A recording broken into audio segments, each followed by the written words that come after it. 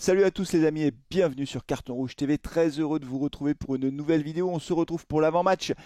Huitième journée du championnat de France de Ligue 2. Déjà la huitième journée. Alors je vous le dis à chaque fois, mais c'est incroyable. J'ai l'impression que ce championnat de France défile à toute allure. On est déjà à la huitième journée. Et c'est pas n'importe quelle journée puisque nous allons recevoir à Geoffroy Guichard les Girondins de Bordeaux, actuels leaders de Ligue 2.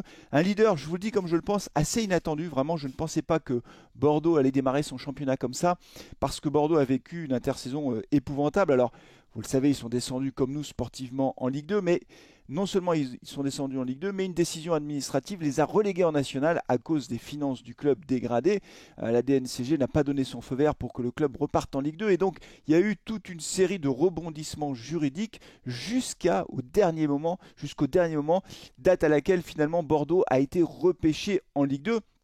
Et c'est vrai que pour une équipe professionnelle, pour des joueurs, pour le staff, c'est vraiment les pires conditions pour préparer une saison. Et donc moi je m'étais dit qu'en préparant la saison comme ça dans les temps, dans l'incertitude, c'était très compliqué pour Bordeaux d'envisager une saison sportive correcte. Et pourtant ils sont là, ils sont bien là, ils sont très forts les Girondins de Bordeaux en ce début de saison. Ils sont impressionnants même, je dois dire, puisque si on regarde un peu plus dans le détail les stats, alors ils ont 14 points, ils sont leaders, mais c'est surtout leur défense qui impressionne, puisque rendez-vous compte, en 7 matchs, ils n'ont pris que 2 buts. Si on compare par rapport à la passoire stéphanoise, bah oui, parce que quand on prend 3-4 buts à chaque fois, alors il n'y a que le clean sheet face à Bastia, mais sinon on n'arrête pas de prendre des buts. Nous on en a pris 15. On a pris 15 buts, eux ils en ont pris que 2. Donc c'est une défense qui est très très solide. Autant vous dire que ce sera difficile de marquer des buts aux Girondins de Bordeaux samedi. Le match a lieu à 15h dans un stade Geoffroy Guichard qui sera encore vide. Alors c'est la dernière fois qu'on a ce stade vide à huis clos, match à huis clos. On termine notre dernier match de suspension, si je puis dire, du stade Geoffroy Guichard. On retrouvera une jauge, alors pas complètement normale puisque la tribune sud sera encore suspendue de mémoire jusqu'à début novembre. Mais c'est vrai qu'on a quand même hâte de revoir le public. Alors face à Bordeaux, ce sera un stade vide. Bon, espérons que les Verts arrivent à faire un résultat. Tout l'enjeu pour Laurent Batlos et son équipe, c'est d'essayer d'être un peu plus constant dans la performance. Alors quand on regarde le classement de l'AS Saint-Etienne, on est avant-dernier avec 4 points. Ça ne correspond pas au niveau de l'équipe. Voilà, c'est un point sur lequel je vais un petit peu insister dans cet avant-match, parce qu'évidemment, il y a eu beaucoup de déceptions après le match nul face à Pau.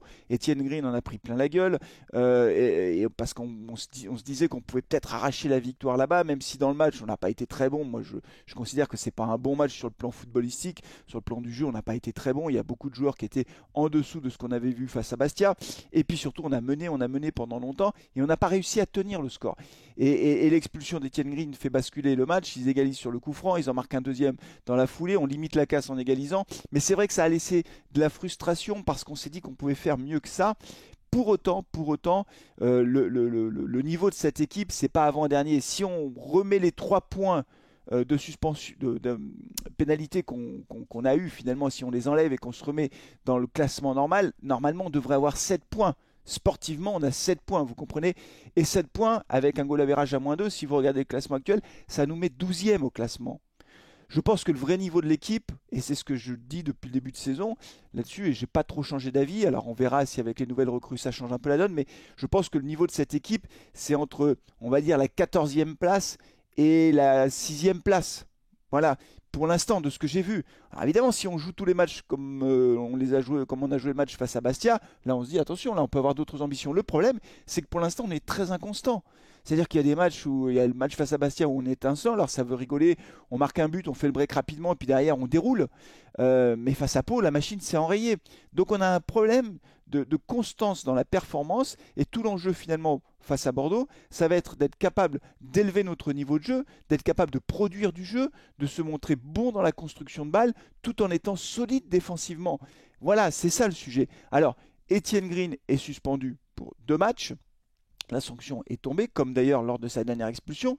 L'occasion pour Dreyer de montrer ce qu'il est capable de faire, à lui de saisir sa chance s'il veut une place de titulaire.